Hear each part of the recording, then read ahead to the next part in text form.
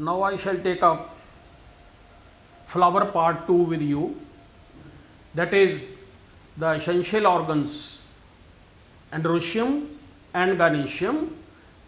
Androecium is the male reproductive part and gynoecium is the female reproductive part. To start with, I shall take up androecium. You are finding over here in this poppy flower these small structures, that is, they are representing the third word of the flower, that is the stamens. Group of stamens is called androecium. A stamen consists of filament. At the distal end, distal means distance पे जो हो, there is present anther, and in the anther are present pollen grains. This anther is having two anther lobes, and these anther lobes are connected by a connective. In each anther lobe there are present two pollen sacs or microsporangia. It means typically a anther is having 4 microsporangia. Microsporangia or the pollen sacs are the structures present within the anther in which pollen grains are produced.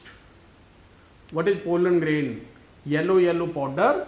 So आपको reproduction in flowering plants में या angiosperms की detail में ये समझाया जाएगा.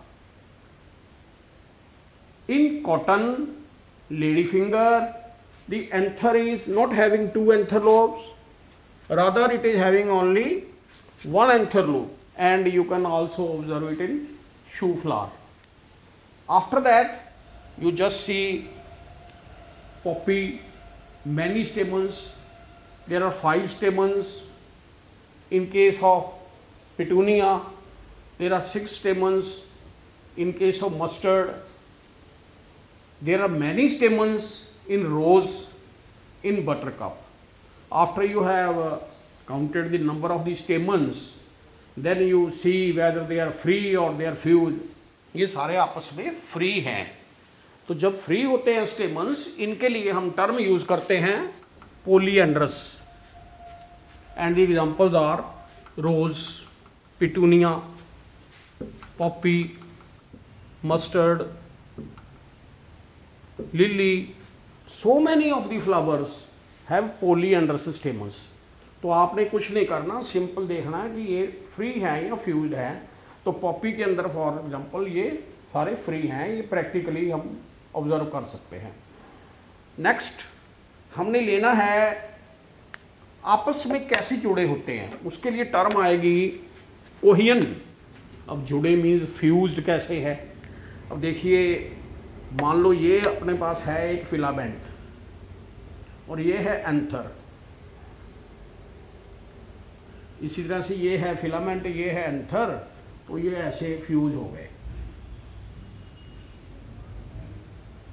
अब क्या बन गया, ये फ्यूज्ड बाय द फिलामेंट्स. अब ये fused by the anther and ये fused by both.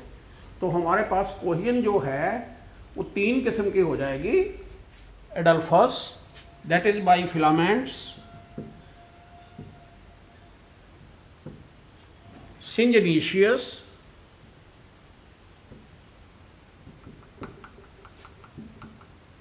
by anthers,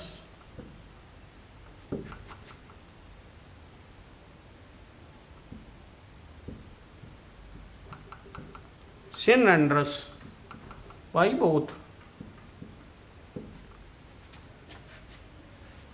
एक बार फिर दोबारा कर लेते हैं. Fusion of the stamens among themselves को हम बोलते हैं कोहियन. ये फिलामेंट है, ये एंथर है. Situation can be they are fused by their filaments. Situation can be they are fused by the anthers, और it can be by both.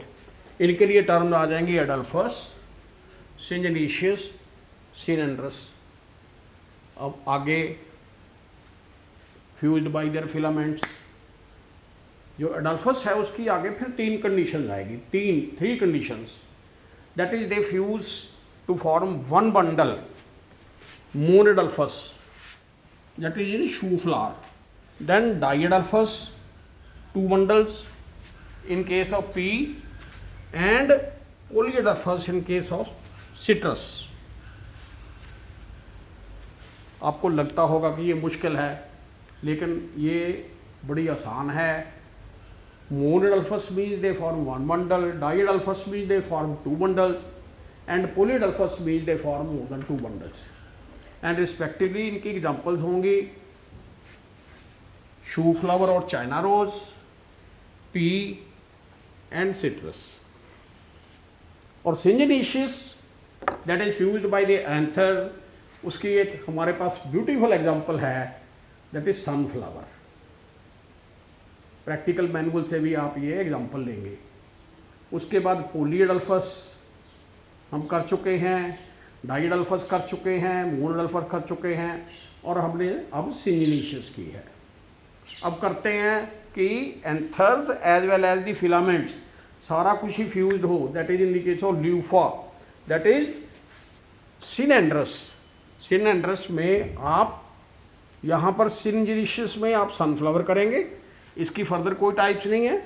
सिनेंड्रस में आप ल्यूफा करेंगे, इसकी भी कोई टाइप नहीं है. अडल्फस की ये 3 टाइप्स आप लर्न करेंगे, शू फ्लावर, पी एंड पोलीएडल्फस. अब देखने वाली बात यह है कि जो स्टेमन है वो किसी और ऑर्गन से भी जुड़े हो सकते हैं. ऐसी कंडीशन को बोलेंगे हम adhesion of stamens, that is fused with some other organ. And typically हम 2 एग्जांपल्स आपके पास लेंगे, 2 टाइप्स लेंगे. One is epipetalous and the second is epiphyllous. Epi का मतलब ऊपर, पेटलस की mean petal. Supposing this is the petal, तो ये स्टेमन जो है यहां पर ऐसे लगा हुआ होगा. एंड एपीपेटलस की एग्जांपल अपने पास है पिटूनिया.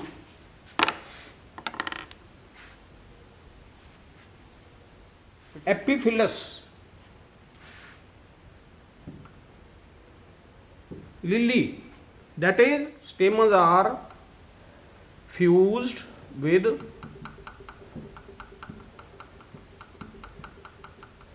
tepals. ये टेपल है, ये टेपल है.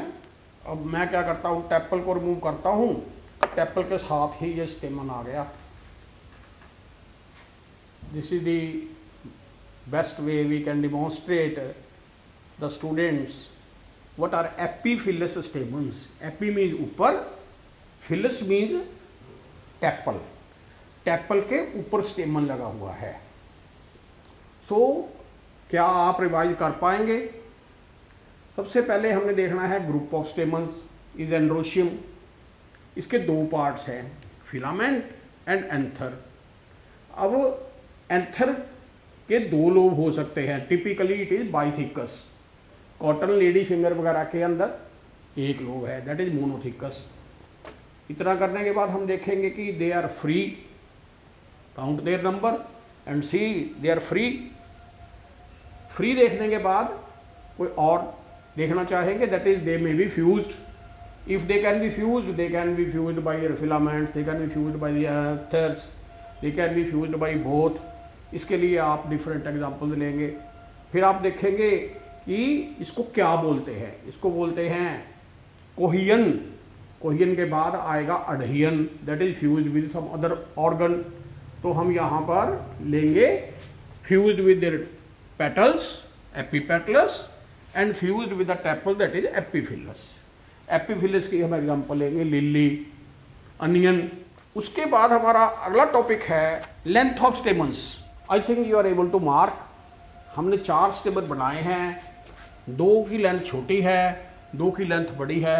इसको बोलते हैं didynamous. And didynamous you are to see in the case of ocimum, तुलसी के अंदर, साल्विया. उसके बाद मस्टर्ड का हमारे पास एक फ्लावर है, ये हो गया tetradynamous. Mustard Now the season for mustard is over, otherwise I must have shown you the mustard flower. Whenever you go to a field and you see the yellow flowers, mustard, and you just count the number of the stamens, they are 6. And interestingly, you will note that the 2 of them are small and the 4 are longer ones. So it is tetra. Tetra means 4. Dynamous. Di means 2. Tetradynamous. That is, they are 4 plus 2. So please remember this example, tetradynamous stamens. Then next topic is fixation of the anther. Anther may be fixed like this. It is basi fixed.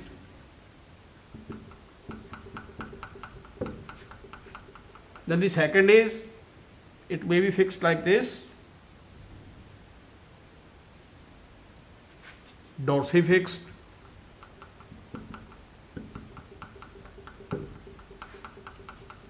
Here it is fixed firmly. And then there are grasses with us.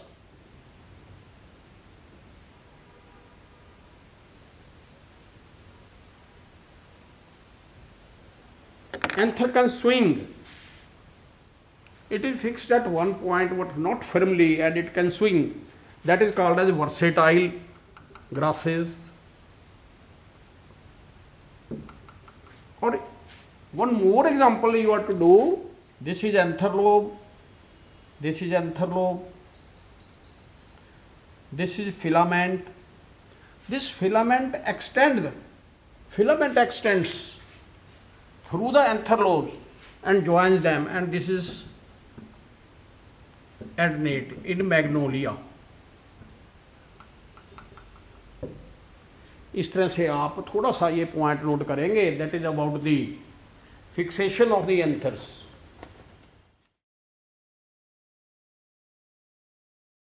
Next हमारा article आएगा कि जब इनके अंदर, when you know the pollen grains are formed into them, they rupture. That is called as dehiscence.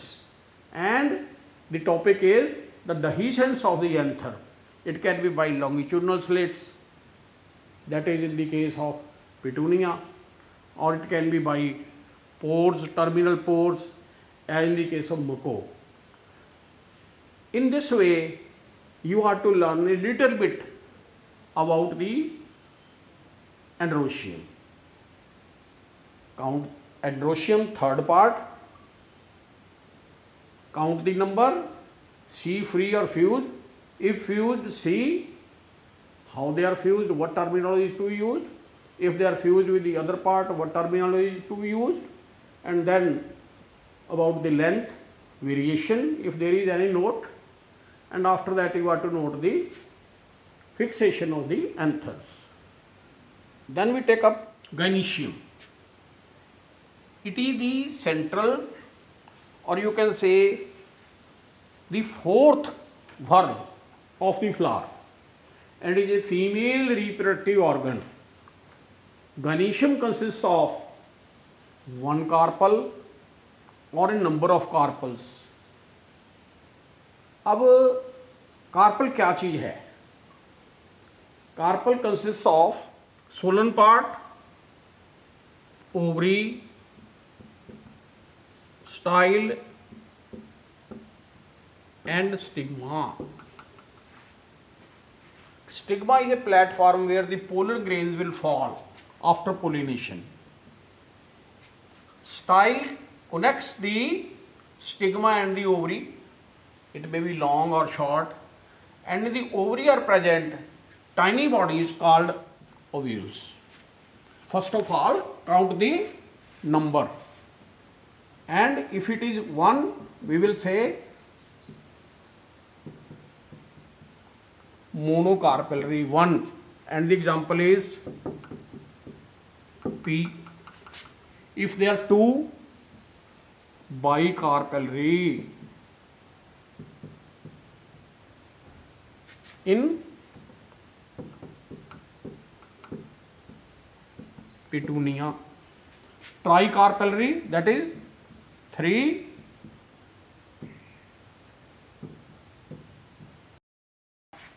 tricarpellary, for example lily,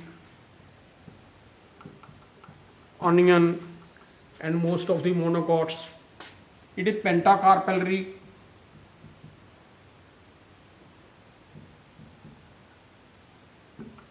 That is 5. For example,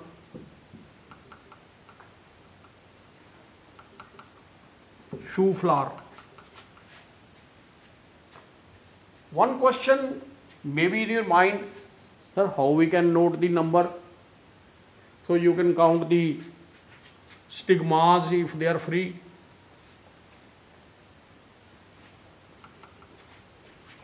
for example आपको lily का flower दिखाया जाएगा, वहां पर आप स्टिग्मा दे सकते हो, ऊपर 3 स्टिग्मा जैसे नजर आ रही हैं, वहां से पता चल जाएगा। टोमेटो के अंदर आप सेक्शन काटेंगे, लोक्यूल देख लो। भिंडी के अंदर आप भिंडी का फ्रूट ले लो, क्यों?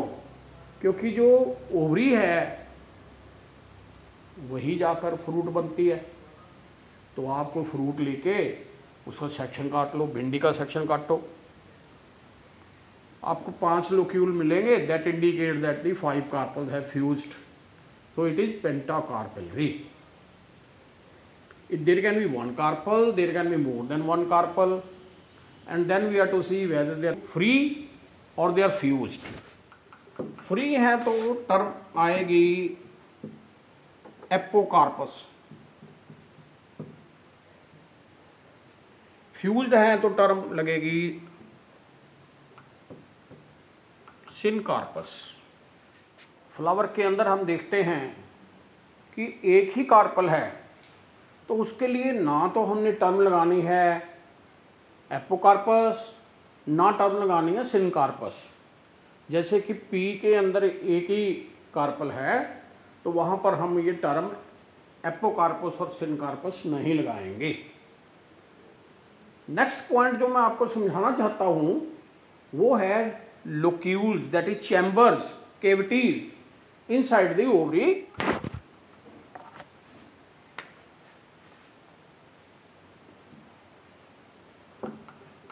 Monocarpellary pistol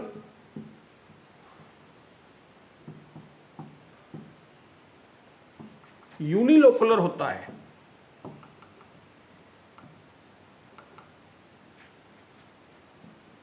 as in P. और जो बाइकार्पेलरी है,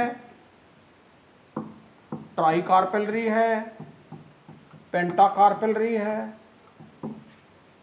और मल्टीकार्पेलरी है। Bi means 2 carpel, tri means 3 carpel, penta means 5 carpel, multi means many carpels. तो वो एक लोक्यूल हो सकता है सभी में। बाई 2 कार्पल्स है ऐसे जुड़े हुए हैं लेकिन चैम्बर एक है। कैसे सर, थोड़ा बोर्ड पे समझाएंगे। 2 कार्पल हैं लेकिन लोक्यूल एक ऐसा है, लोक्यूल एक है। तो हम ये करेंगे कि ये एक कार्पल की ओवरी है, ये दूसरे की है, ये देखो इनके फ्यूजन मार्जिन मिल गए, लेकिन ऐसे अंदर को ऐसे नहीं मुड़े। कैसे? बस यहाँ पर इनकी ग्रोथ स्टॉप हो गई, अंदर को ये मीट नहीं किए। तो ओवरी कितने, यहाँ से हमसे 2 कार्पल फ्यूज हुए हैं, ये फ्यूजन पॉइंट्स हैं। तो ये क्या हो गया,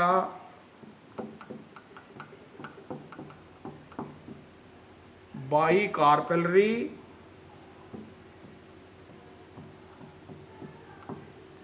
सिनकार्पस, आगे यूनिलोकुलर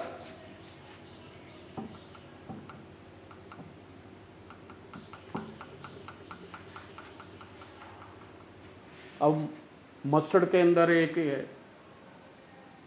इंटरेस्टिंग सिचुएशन डेवलप होती है कि मस्टर्ड के अंदर बाइकार्पेलरी सिनकार्पस यूनिलोकुलर कंडीशन तो है, लेकिन वैसी प्लेट ऑफ सेल्स ओवरी के अंदर डेवलप हो जाती है, just like this. So this is called as replum और फॉल्स सेप्टम।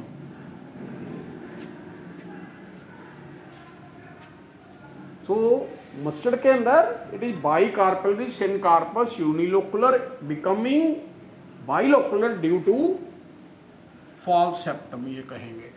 अब हम पिटूनिया ले रहे हैं। पिटूनिया के अंदर है बाइकार्पलरी सिनकार्पस बाइलोकुलर। अब ये बाइलोकुलर कैसे हो गई, ये देखो, पिटूनिया, टोमेटो, इनका फ्रूट लो, टोमेटो का फ्रूट लो।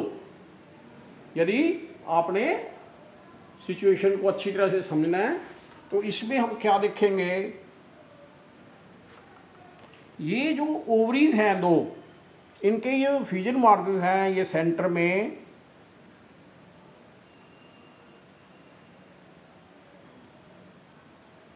मिल गए और क्या पैदा हो गए, दो locules. So it is bicarpellary syncarpous bilocular, और इस सेप्टम को बोलेंगे ट्रू सेप्टम। अनियन के अंदर 1, 2 और ये 3, ये हो गए 3 कार्पल फ्यूज कर गए, ट्राई कार्पलरी फ्यूज कर गए syncarpous.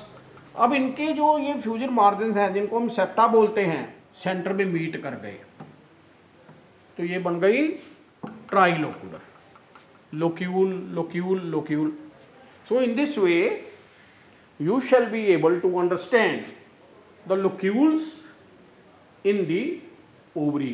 If it is a simple ovary that is produced from only one carpel, it is unilocular. If it is produced by the fusion of दो या दो से ज़्यादा, then it will be unilocular, or according to the number of the carpels they have fused. Different situations are there in different flowers. लेकिन एक ही किस्म के जो फ्लावर होते हैं उनके अंदर एक ही किस्म की सिचुएशन जो है वो रहती है। सो हमने डिफरेंट टाइप्स ऑफ फ्लावर लेके उनके टीएस ओवरी काट के हमने लोक्यूल्स को स्टडी करना है। Next important aspect of our study is placentation. Placentation most important from our angle of morphology and from the angle of examination, that is NEET angle. So to start with placentation, marginal placentation study करने के लिए best example है pea. आप ovary को काट के देखेंगे तो बढ़िया होगा, that is the right method. लेकिन क्योंकि ओवरी से फ्रूट बनता है आफ्टर फर्टिलाइजेशन और ओव्यूल से बीज बनते हैं, इसलिए जो ओव्यूल की पोजीशन ओवरी में थी, the same position will remain that of the seed in the fruit. So आप फ्रूट को भी काट कर देख सकते हैं। मटर का जो फ्रूट है वो स्टडी करेंगे और उसमें देखेंगे आप कि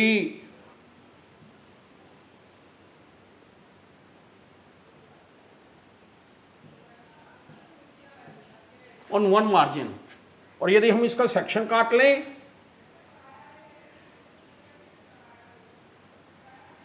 तो हम ऐसे प्लासेंटेशन को स्टडी कर सकते हैं, that is marginal placentation, and the example is pea and the related plants belonging to the pea family. Pea family means the family to which pea belongs. अब यदि मैंने आपको थोड़ा सा बता दिया आप कंफ्यूज हो जाएंगे और मेरे से क्वेरी आएगी कि सर ये फैमिली फैबेसी क्या होती है। सो स्टूडेंट्स मेरे को कहते हैं वी प्लीज़ कृपा करके हमें थोड़ा बताओ जो कि इनिशियल स्टेज पे हम ग्रैस्प कर पाएँ।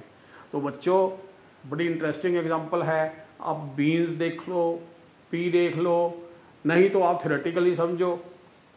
ओके, अब हम चलते हैं नेक्स्ट टाइप को, एक्साइल। जैसे कि नाम इंडिकेट कर रहा है axile, that is axial position. आप देखो कितना अच्छी तरह से दिख रहा है इसके अंदर ये Solan structure, placenta as I have taken the arrangement of the placenta in the ovary is called as placentation. So इसके अंदर जो placenta है वो एक्सियल पोजीशन में है, ओवरी बाइलोकुलर टू मल्टीलोकुलर है। टोमेटो देखो, इसके बाद भिंडी, फिर मिर्च। डिफरेंट एग्जाम्पल्स देखने के बाद हम क्लियरली इंडिकेट करेंगे that is the ovary is bilocular to multilocular and the placenta is lying in the center to where the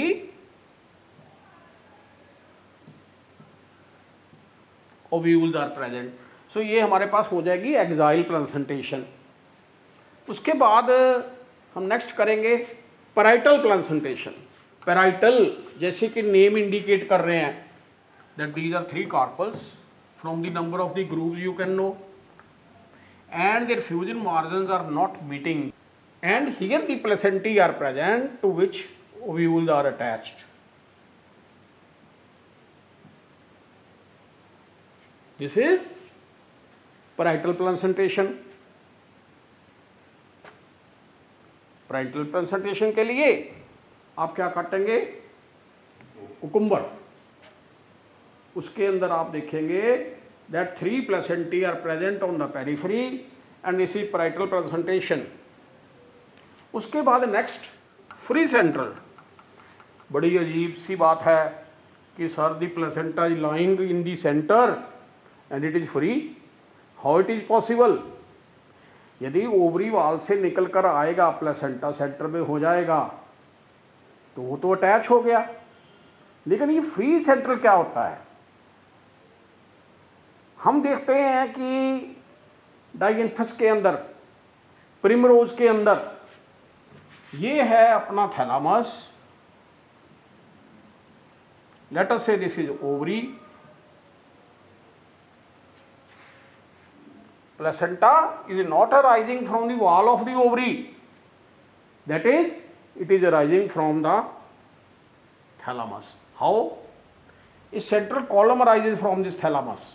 ऐसे इस central column, this central column, it has arisen from the thalamus and it is on this that the ovules are attached. It functions as placenta. जब इसका section काटेंगे हमने इसका section काट दिया, हमें कैसे दिखता है?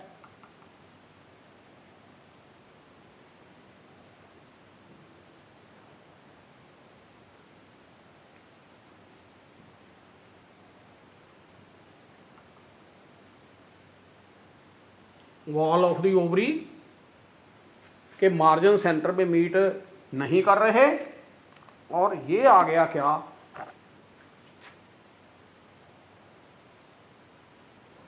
प्लेसेंटा, और इस पे लगे हैं ये ओव्यूल्स। तो it is unilocular, present in a compound and unilocular ovary and the placenta is in the center. Placenta arises from the thalamus. Next is basal. जैसा कि नाम इंडिकेट कर रहा है फ्रॉम द बेस। अब यहाँ पर थैलामस से प्लेसेंटा नहीं निकलेगा ऊपर को, यहाँ पर ओवरी के बेस पे प्लेसेंटा यहाँ होगा और यहाँ पर एक ही ओव्यूल अटैच होगा, ओनली वन ओव्यूल। एक ओवरी में चाहे वो सिंपल हो चाहे वो कंपाउंड हो, लोक्यूल एक ही होगा। सो it is present in A